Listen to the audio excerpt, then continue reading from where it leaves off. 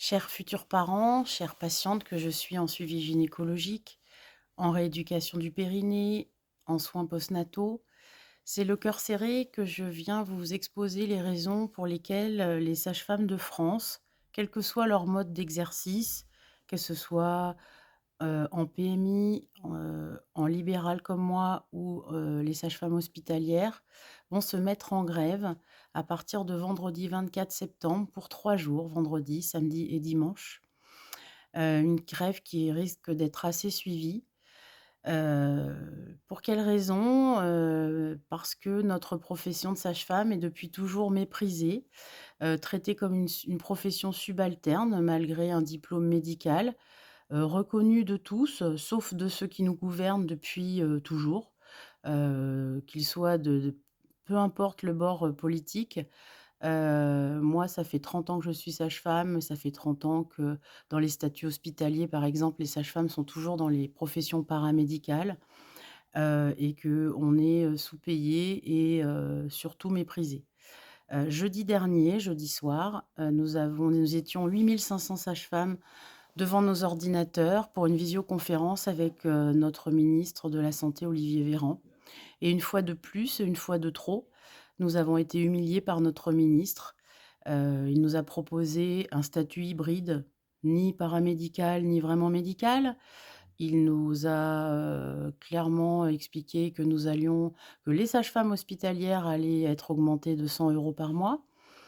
Super, pas les autres. Et puis, quand ça fait des années et des années qu'on est sous-payé, qu'on n'est, même pas payé au tarif, des infirmières, en tout cas en libéral, bah, ça suffit pas, le compte n'y est pas et surtout le mépris ne passe plus. C'est la raison pour laquelle, nous avons, déposé un préavis de grève, parce que, depuis des années, nous ne cessons d'élargir notre champ de compétences, au suivi gynécologique pour pallier au manque de gynécologues en ville, qui partent tous en retraite et ne sont pas remplacés la plupart du temps. De se former à l'IVG, pendant la crise Covid, de prendre le relais quand les maternités ont fermé leurs consultations, d'aller vacciner comme pour ma part en centre de vaccination, de soigner les patients de Covid à domicile sans aucun masque puisque, une nouvelle fois, on nous avait oubliés dans la distribution des masques au début.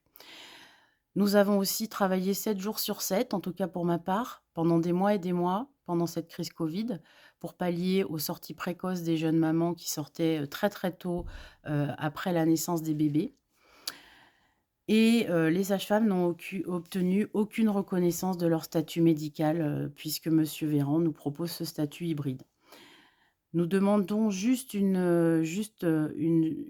rémunération à la hauteur de nos responsabilités.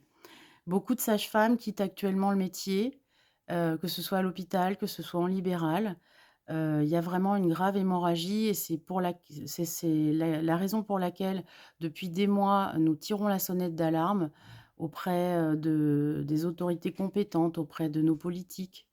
Nous ne sommes pas entendus et c'est la raison pour laquelle, pour la première fois depuis 30 ans, je ne serai pas à mon poste, je ne serai pas dans mon cabinet pendant 3 jours et que je serai, le jeudi 7 octobre en train de manifester à Paris pour défendre ma profession et surtout pour vous défendre, vous les femmes, parce que vous le méritez, et que je sais que, s'il n'y a plus de sages-femmes, il n'y aura plus personne pour s'occuper des femmes, faire leur suivi gynécologique, faire en sorte qu'elles accouchent dans de bonnes conditions.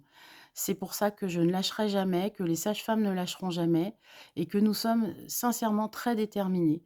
Donc vous pouvez compter sur nous, vous pouvez compter sur moi. J'ai 53 ans, ma carrière est plutôt derrière moi que devant, mais je ne lâcherai jamais. Je crois que même quand je serai en retraite, je serai toujours là pour défendre les femmes et les sages-femmes. Voilà, comptez sur moi, prenez soin de vous, et surtout soutenez-nous et parlez de notre cause autour de vous. Merci, à bientôt.